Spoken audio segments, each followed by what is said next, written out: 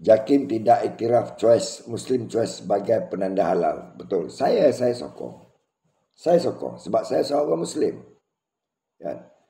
Bagi pengeluar-pengeluar bukan Islam, syarikat-syarikat apa saja ataupun restoran apa saja, anda mahu orang Islam membeli produk anda.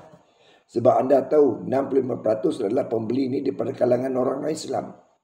Ya, tapi anda menolak peletak perkataan halal. Ya. Saya nak beritahu lah. Baru ni saya bagi Thailand. Kebanyakan toko-toko kedai makan ini dimiliki oleh non-Muslim. Tapi mereka bekerjasama dengan Jabatan Islam Negeri Thailand untuk meletakkan pengesahan halal sebab mereka tahu pengunjung mereka banyak orang Islam. Ya.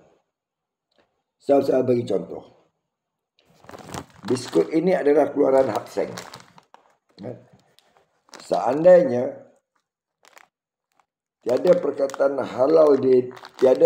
halal di sini, ya, saya tak beli. Cuma letak Muslim choice, saya tak beli. Tapi sebab ada perkataan halal di sini, ya, saya beli. Ya. Anda mahu orang Islam membeli, tetapi anda menolak meletakkan perkataan halal. Hanya meletakkan Muslim choice. Ya. Cuma saya nak minta pada pengarah JAKIM ini, ya, tu yang tertera gambar tu, saya minta pengarah JAKIM ini, ketua pengarah JAKIM Malaysia ni, Jabatan Kebajikan Islam Malaysia ni, siapa nama tu? Dato' Sirajuddin ni, ya, supaya kemaskinikan halal tu. Sebab apa? Yang tahu halal ni sah atau tidak hanya JAKIM dan Jabatan Agama Islam yang lain. Kami tidak tahu. Walaupun mereka meletakkan halal yang palsu pun kami tak tahu. Jadi untuk lebih menyenangkan, kenapa tidak halal ini dia disertakan dengan barcode dia. Supaya kami boleh semak.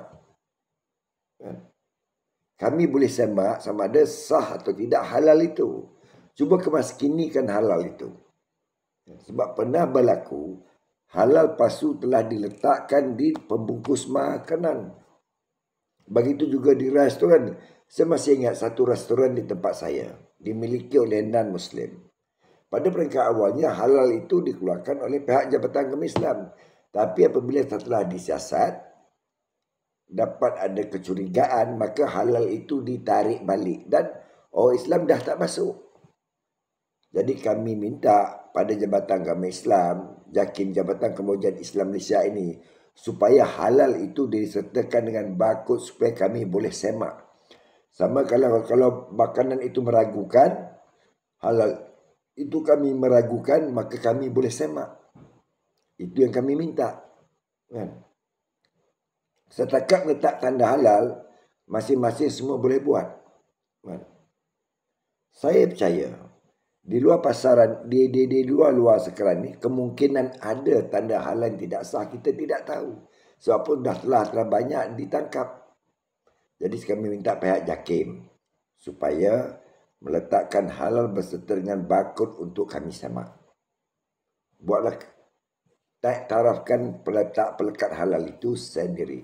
Pada non-Muslim, seandainya kamu ingin orang Islam membeli barangan kamu, kan, produk kamu ataupun restoran kamu, tolong letak tanda halal yang disahkan oleh Jabatan Kemajuan Islam Malaysia. Itu yang kami minta.